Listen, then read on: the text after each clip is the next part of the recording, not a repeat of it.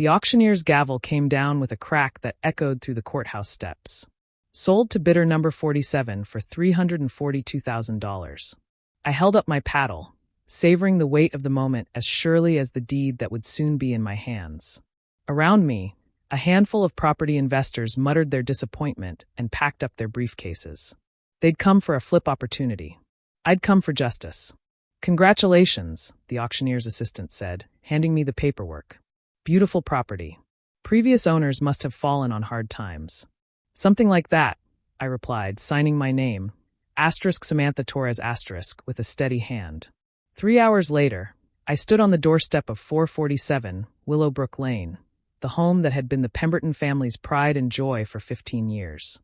The same home from which Harold Pemberton had launched his crusade against my existence in this neighborhood. I knocked. Once. Twice. 3 times. Harold answered, his face cycling through confusion, recognition, and finally, dawning horror as he saw the legal papers in my hand.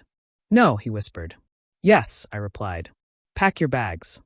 You have 30 days, though legally I could demand you leave immediately. Consider it more courtesy than you ever showed me."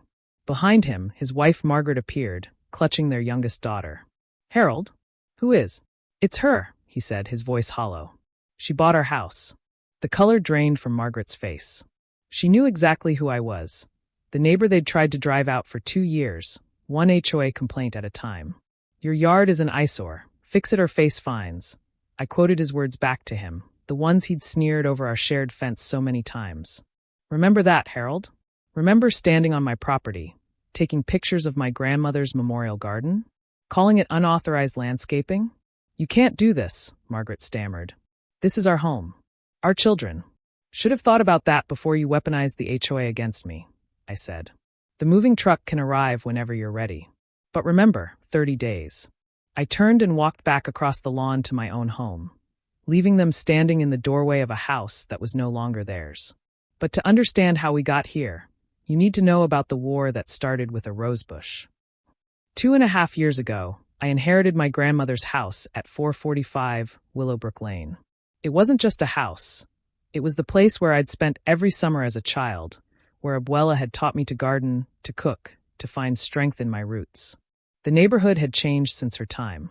What was once a diverse, working-class area had been gentrified into suburban perfection, complete with a homeowners association that regulated everything from mailbox colors to the acceptable height of grass. My grandmother had been grandfathered in literally, her property exempt from most HOA rules due to its pre-existing status. But the neighbors didn't know that when I moved in. I was 32, single, and a software engineer who worked from home. To the Pembertons, I was an anomaly. My car was a sensible Honda, not a luxury SUV. I converted the front lawn into a drought-resistant garden with native plants, not the water-hungry Kentucky bluegrass that dominated the street. And worst of all, I'd planted a memorial garden for my grandmother, a small section with her favorite roses, herbs, and a traditional Day of the Dead altar. Harold Pemberton introduced himself on my 3rd day.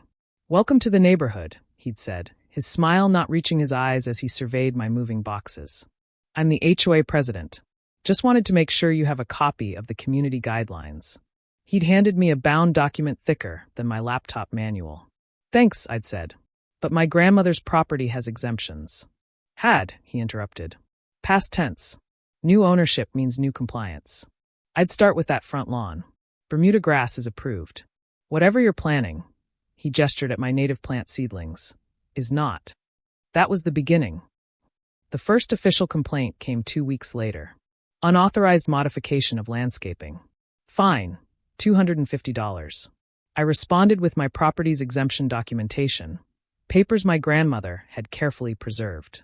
The HOA board, led by Harold, rejected them. "Exemptions non-transferable," they claimed. I hired a lawyer. The exemptions were, in fact, transferable. Harold didn't take the loss well. The complaints escalated. Excessive cultural decorations. My Day of the Dead altar. Unapproved structure. A small greenhouse for my grandmother's orchids. Noise violation. The wind chimes she'd collected from around the world. Each complaint meant HOA hearings, lawyer fees, time off work. Even when I won, which I usually did, the process was exhausting. Harold had weaponized bureaucracy, but it was the rosebush that pushed things too far.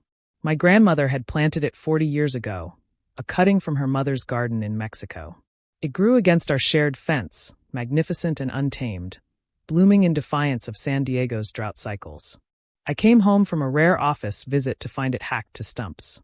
Harold was in his backyard, supervising a crew as they fed branches, my grandmother's branches, into a wood chipper. "What have you done?" I'd screamed over the fence. "Maintaining the property line," he'd replied calmly. "That bush was extending onto my property. HOA Guideline 7.3.2. Homeowners are responsible for vegetation that encroaches on neighboring lots." 6 inches. It extended 6 inches. 6 inches of violation is still a violation, Ms. Torres. You of all people should understand the importance of following rules. I'd stood there, shaking with rage, watching 40 years of growth turned into mulch. That night, I'd cried for the first time since my grandmother's funeral. The next morning, I'd started planning my revenge. Harold Pemberton's weakness wasn't hard to find. Public records showed he'd bought 447 Willowbrook at the height of the housing boom, leveraging everything for a house that would showcase his success. The 2008 crash had hurt him, but he'd held on barely. What finished him was hubris. See, Harold wasn't just HOA president. He was a real estate agent who specialized in improving neighborhood values. His strategy was simple: drive out the non-conforming elements, flip their properties, profit from the gentrification he helped engineer. I found 3 families he'd forced out with HOA harassment. The Nguyen's, whose crime was hanging laundry in their backyard. The Johnsons, who'd painted their door red instead of the approved navy or black. The Garcias, whose children had the audacity to play street hockey. Each family had stories, documentation, evidence of Harold's targeted campaigns. I compiled it all and sent it to his brokerage. Turns out, using your position as HOA president to harass homeowners and then profit from their distress sales isn't just unethical, it's illegal. Harold lost his real estate license. His income evaporated overnight. Without his real estate commissions, the Pembertons couldn't afford their showcase home. They'd refinanced twice, betting on Harold's continued success. Now the bills piled up like the complaints he'd once filed against me. I watched. I waited. And when the foreclosure notice appeared, I was ready. The auction was almost anticlimactic. I'd done my research, knew the maximum bid that would still make financial sense. The other investors were looking for profit margins. I was looking for poetic justice. $342,000. Just enough to cover the bank's losses, not enough to leave the Pembertons with anything after legal fees. Now, standing in my backyard, I surveyed my grandmother's garden.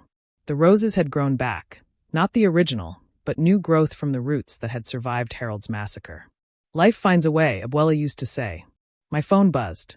A text from an unknown number that I recognized as Harold's. Asterisk, please. We have nowhere to go.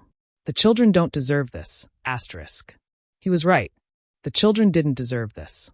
But then, I hadn't deserved 2 years of harassment for the crime of existing while Mexican in a white neighborhood.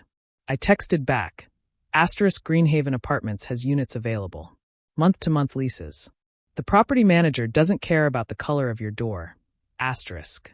3 dots appeared, disappeared, appeared again. Finally, you're a monster. No, I replied. Asterisk, I'm a homeowner. One who follows all applicable laws regarding tenant eviction. HOA Guideline 12.2.7. New owners must provide 30 days notice. You wrote that one yourself. Asterisk. The Pembertons moved out in 28 days. I watched from my window as they loaded boxes into a U-Haul, their children crying, Margaret shooting venomous glances at my house. Other neighbors watched too, from behind curtains and blinds. The message was clear. I'd taken down their president. I could take down anyone. The HOA complaints stopped overnight. I thought about keeping the house, renting it out. The income would be nice, and there was something satisfying about owning Harold's former castle. But revenge, I learned, is like my grandmother's hot sauce, powerful in small doses, poisonous in large ones. Instead, I sold it to the Kwans, a young Korean family with 2 kids and a grandmother who reminded me of my own. I sold it for exactly what I'd paid, plus the legal fees I'd incurred over 2 years of HOA battles. The neighbors seem quiet, Mrs. Kwan had said during the final walkthrough. They're learning, I'd replied. The Kwans moved in last month. Their grandmother has already planted Korean peppers where Harold's perfectly manicured lawn used to be. Their kids play in the street. No one complains. Harold? I heard he's selling real estate again, in a different county. His LinkedIn says he specializes in inclusive communities now. Growth, perhaps. Or just survival. I still live at 445 Willowbrook Lane. My grandmother's garden has never looked better. The memorial altar stands proud in the front yard, decorated for each season, each holiday, each remembrance. The new HOA president, Mrs. Chun, stopped by last week. Beautiful roses, she said, admiring the blooms along our shared fence. Your grandmother would be proud. She would, I agreed. I'm proposing we revise the landscaping guidelines, she continued. Drought-resistant, native plants should be encouraged, not penalized. Would you consider joining the board? We could use your perspective. I thought about it. About using the system that had been weaponized against me. About making sure no one else faced what I'd faced. Send me the meeting schedule, I said. She smiled and left, pausing to admire the wind chimes that sang in the evening breeze. That night, I sat in my grandmother's garden, surrounded by the plants Harold had tried to destroy, in the neighborhood he'd tried to drive me from. The house next door, his former pride, bloomed with new life and different traditions. Mija, I could almost hear my grandmother say, living well is the best revenge. She was almost right. Living well is good. But owning your enemy's house and evicting them? That's better. Then using that victory to create the change they tried to prevent? That's the best revenge of all. The roses bloom fuller each year, their roots deep and strong, impossible to kill. Just like the people who plant them. Just like the communities that embrace them. Harold Pemberton taught me that. I doubt he meant to, but the best lessons rarely come from willing teachers. Now, if you'll excuse me, I have an HOA board meeting to prepare for. We're voting on new guidelines, ones that celebrate diversity instead of punishing it. I think Abuela would be proud.